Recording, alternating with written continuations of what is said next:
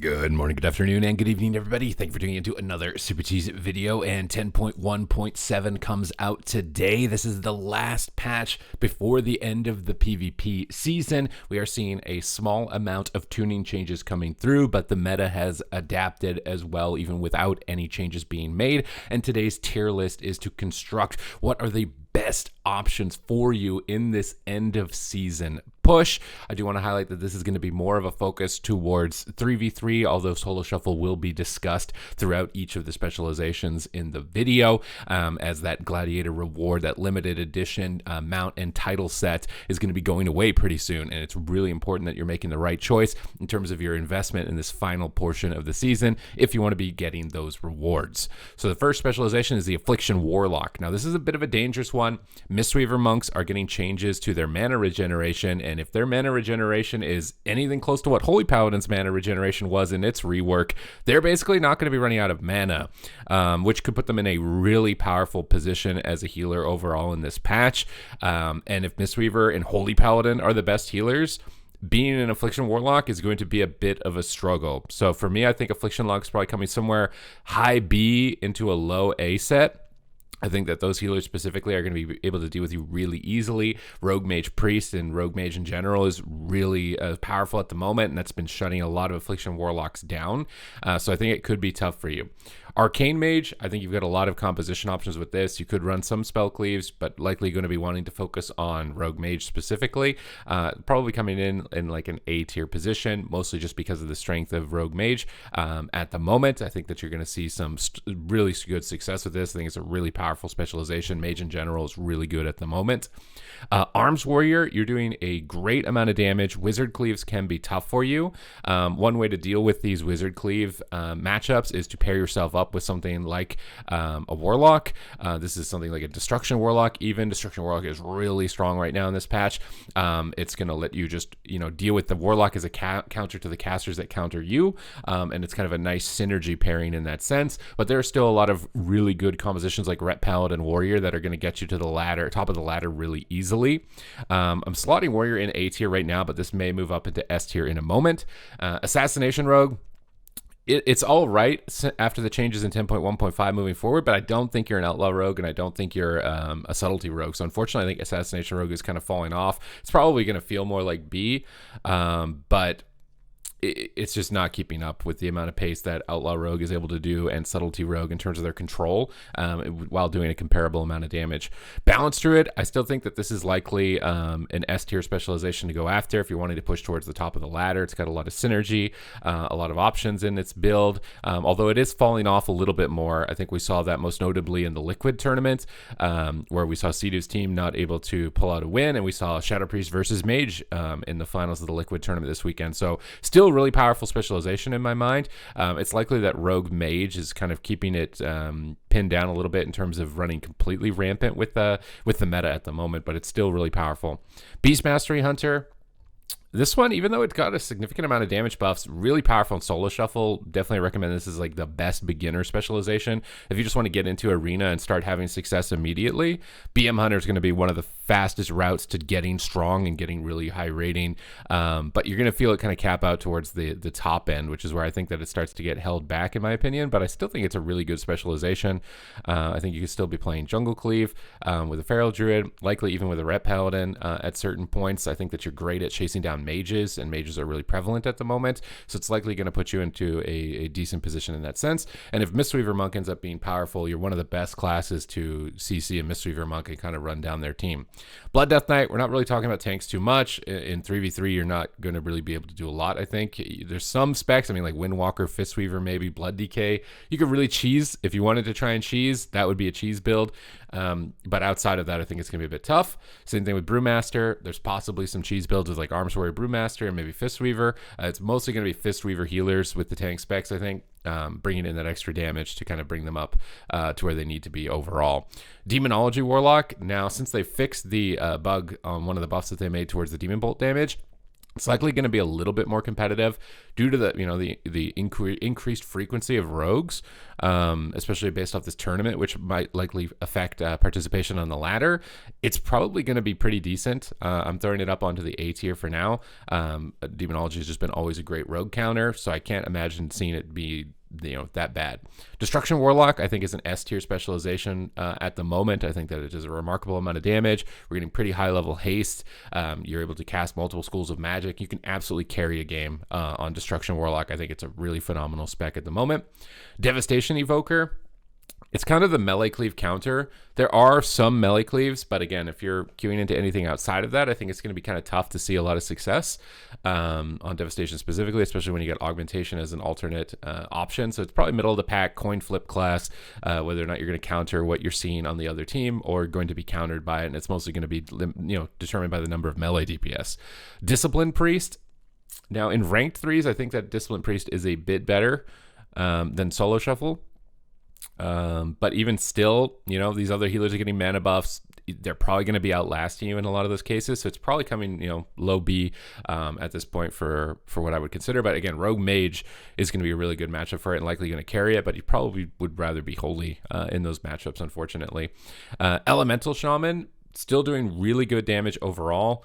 Probably going to struggle with the Rogue Mage meta. I think that's why I'm bringing it down a little bit in my rankings here onto A tier as opposed to S tier, but still really overall well-rounded. Wizard Cleaves are definitely going to be your go-to, like Destro Ellie or Demo Ellie. Possibly some Warrior or some Outlaw Rogue Ellie I could see popping up as viable composition options if you want to start pushing for Gladiator, but probably want to focus on Wizards as that's kind of like the primary flavor of the specialization. Enhancement Shaman, still really good, even despite the Doomwinds nerfs in 10.1.5. It's likely still going to continue to be the case. It's really good at self-sustaining and healing its teammates, synergizing really effectively with a Warrior.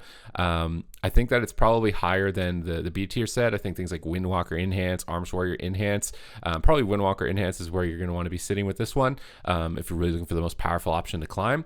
It's going to be able to get some good results. Feral Druid, I think this is likely going to be, maybe a high B. I want to put it on a high B, low A. I think that jungle is still a remarkably powerful composition for 3v3. No, I've been seeing some Mage Feral. I'm underestimating the power of the specialization right now pretty heavily, I think. We're just going to reorganize this based on like the strength from left to right. And melee DPS in ranged. So I think Feral Druid is probably being slept on. I've seen some Feral Druid Mage popping up, Shadow Priest Feral, Augmentation Feral. Augmentation comps are also important to take into account, like which classes synergize the best with them, and Feral is one of the best. And those are pretty free win compositions if you're just trying to get rewards right now before the end of the season. So Feral Augmentation, Feral Mage, these comps are really powerful. Feral's in a decent spot. Fire Mage, do we want to say Fire Mage is the best class in the game? Do we want to say it's A tier? It's probably fair to say like A tier. I think that Fire Mage is really good overall. It's a bit squishier than Arcane or Frost, a bit easier to catch than those two specializations, which is bringing it down a bit. But in terms of RMP, I guess for 3v3, if we're thinking 3v3 and we're thinking RMP, it's like, I feel like it's an S tier specialization. If we're thinking like overall comp options, I think it's a little bit lower than that. I'm putting it in S. I think that with the strength of RMP at the moment, I think that Fire Mage is like the best option in that comp. Maybe with Outlaw, it would be better to be Arcane in some scenarios, but overall, it's going to be really strong. Fire Mage, Subtlety, and Holy Priest, I think, is probably one of the best comps in the game. Frost Mage, really good melee cleave counter. Likely, in a similar ballpark to where Arcane is going to feel. All the mage specs feel really powerful. Moving now into 10.1.7, going to have a lot of control against melee DPS. So if you're at lower rating, and you're just starting your PvP journey, Frost is probably going to give you the most amount of success. And it's going to slowly shift away from that as you get towards the top end of the ladder. But you've got all the tools to deal with the augmentation meta. You've got good crowd control and burst, and you synergize, one of the best specs to synergize with the rogue. So really, where can you go wrong? Frost DK. Now, Frost DK Devastation Evoker, I think is probably, still the only comp for it. This comp specifically can get really high rating on the ladder with very minimal effort. So this is a really tough specialization to rank, because if you play that composition, you're going to absolutely skyrocket. So like I said, Devastation, Frost DK, maybe like even Preservation Evoker or some type of healer that's going to add a little bit of extra damage, you're going to skyrocket on the ladder. But as far as other classes and comps, you really don't have it. You really don't have options. But because you have that one option, I think that you're definitely at least B overall in terms of a ranking for a tier list. But if you're a Frost DK out there and you're struggling, just find a Devastation Evoker, find like a Pres healer, and just kind of group people together, blow them up, and then run away with Chains of Ice until you can do it again. I think it's going to be your number one strategy towards climbing here. Fury Warrior, I think Fury Warrior is still really powerful, still really durable. It's better than Arms against Wizard Cleaves, but worse than Arms against Melee Cleave. And that's kind of where they're like trading off in terms of pairings for their power, in my opinion. So if you're if you're lower rated, Arms Warrior probably going to feel stronger. As you push higher rating and you start seeing more wizards, then Fury is going to start to embark and be a bit better. They're both decent into RMP. I think Fury maybe personally is easier to play because Enrage Regen can be used when you're stunned and Die with the Sword can't. And they both bring pretty similar defensive utility in that regard with Intervene and Disarm and with Stun. So they're going to feel pretty similar. Fury's just a little bit more new player friendly, but Arms will feel like it has an edge against Melee Cleaves. Guardian Druid, we're not spending a huge amount of time on tanks. I think it's going to be really tough in the final season here to do anything remarkable in terms of rewards using these tank specializations. Havoc Demon Hunter. I think Havoc Demon Hunter is probably A tier, one of the strongest melee in the game. Main weakness is Rogue, obviously, dying at stuns to Windwalker and Rogue, which are still really prevalent. But aside from that, you're doing a huge amount of damage since the buffs that came through in 10.1.5, and that's going to continue to be true. And you're decently well rounded into pretty much any matchup, but you will suffer against Windwalkers and Rogues. Holy Priest. I want to put this on S tier, honestly. It's at least A tier. We'll put it on an A tier for now, but I am definitely hovering towards S tier. I think specifically because of RMP. But even without RMP, I think there's Wizard Cleave compositions. It's definitely a powerful healer at the moment to go for. Holy Paladin, we are definitely chunking up here into the S tier. This one is really well rounded, just decent overall damage, amazing healing output, insane mana regeneration, great tools for avoiding crowd control and immuning incoming crowd control and burst damage. Just it's the most powerful spec in the game, I think, for healing. So I think it's good that we leave a delineation, and much like my sneeze, a break between Holy Priest and Holy Paladin. Marksmanship Hunter. Again, unfortunately, with the way that they tuned this specialization is that it's just even more powerful into things it was already strong into, and it's slightly better into things that it was weak into. So if you're fighting casters, you're going to feel really good. It's kind of a coin flip class like Devastation.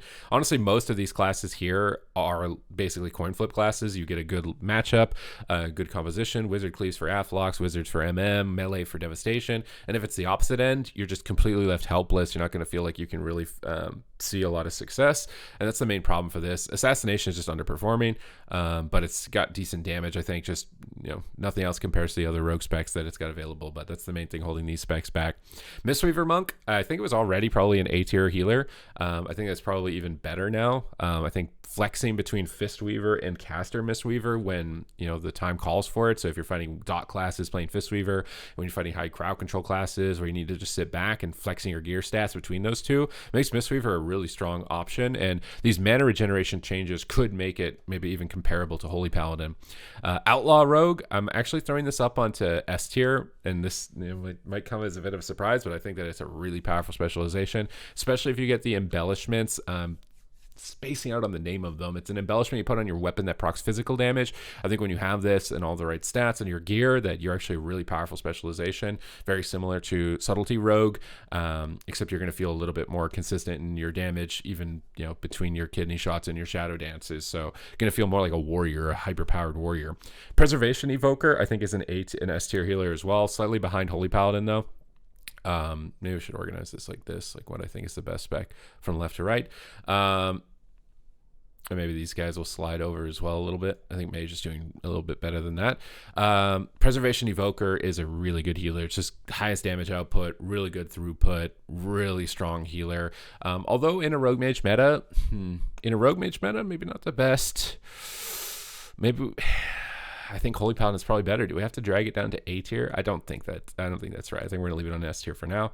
Prot Warrior, we're leaving down in D tier. Prot Paladin, Prot Paladin is actually probably pretty good, to be honest. So we're tossing this up into B tier for now. I think Prot Paladin comps are probably super underrated. Even Prot Warrior too. Am I about to put Prot Warrior on B tier? Like out of all the tanks that I've seen so far, these guys are kind of climbing back up. But Prot Warrior or Prot Paladin, sorry, with a Warrior or with a Windwalker and with a Fistweaver or something like that, I could actually see that cheesing. And being really strong at low rating. So if you're coming to this video and trying to find something that's like easy and you're not really the best, those are probably going to be your options. Resto Shaman is probably going to fall off. I'm putting Resto Shaman here on the B tier ahead of Disc. But I think with Fistweaver, and if their mana regeneration gets into a good spot and the other healers already being pretty tough, that Shaman is going to start to fall off. I think the other healers are going to trade better against Rogue Mage and burst setups like that. Just have better trading cooldowns. Our Shaman is like a healer that's really good into wizards, similar to these DPS in this category. Resto Druid. Now this one's getting some of the most changes, getting a new talent with the new chance they can put on the ground. And I don't know if it's enough, honestly, to make it that much better of a healer. I'm honestly putting it kind of in the middle. Towards the bottom. I think RMP is going to be really tough to deal with. You're going to get swapped to and die a lot. Force of Nature should be nice for trying to heal through those setup bursts and like this, but I don't think a lot's changing for you. You're just going to still stack Master, sit in the back, and pray your team can win the game, which honestly, if you're a new healer, might be a pretty good line for you to go to try and see some success, but if you're not able to get great teammates, you're probably going to struggle with this one. Retribution Paladin, I think it's likely still an A tier melee. I think that it's bringing a huge amount of burst, huge amount of support. It's really tanky, tough to take down. But in an RMP meta, I think that's what's kind of preventing it from getting up into the S tier. I think that those compositions are going to maybe walk all over you. Shadow Priest, I think this is an S tier caster. Really durable, really good synergy with Rogue, really good synergy with Destro, just really versatile. You're going to be able to flex around. Now, it's not that easy to play or pick up as a beginner specialization, like something I've suggested as Beast Mastery, but it's still going to get the work done towards the top level. It's going to be really strong. Subtlety Rogue, S tier melee, definitely has come back into play. Still really good burst options. Rogue Mage is definitely one of the go-to compositions for it. Survival Hunter, we don't really see a lot of Survival Hunter, honestly. It's very rare to see it, so it's tough for me to give this one a fair ranking, honestly. I want to say that it's a low A or a high B, so we'll put it here at the bottom, next to Enhanced Shaman at the bottom of the A tier, if we can get our mouse to go where I want it to go. Likely going to be playing with a Feral Druid, probably maybe a Shadow Priest or Subtlety Rogue or an Outlaw Rogue. I could see those compositions doing well, but you're going to have to work for your wins. It's not going to be as free as a lot of other specializations. Unholy DK, I think this is a great ladder specialization. I'm honestly putting this like in the middle of the rogues. I think Augmentation and Unholy DK is probably the most free win like title comp if you're trying to think back through time of like what were the best compositions to get free rating or get titles. Unholy DK Augmentation is definitely one of them. Vengeance, not going to spend a huge amount of time talking about this one. Windwalker, really powerful melee, just super tough to kill at the moment, does a remarkable amount of damage, great instant CC, synergizes with a bunch of classes. You're going to have a really good time on Windwalker Monk. And finally, Augmentation Evoker, I'm putting in the Omega S. I feel like with Unholy DK or Feral Druid partner, you're going to just do so much unhealable damage, be so tanky, be so durable. You're just going to be able to get any ranking you really want to get with those compositions, and they're pretty, straightforward to play. Do a bunch of damage, grip targets together, and you're just tankier, so it makes it easier to play. Other than that, this is my tier list. Let me know what you guys think, what your end of season plan is going to be in the comments down below. If you like this type of content, hit the subscribe and comment down below. Thank you for watching, and I will see you in the next video.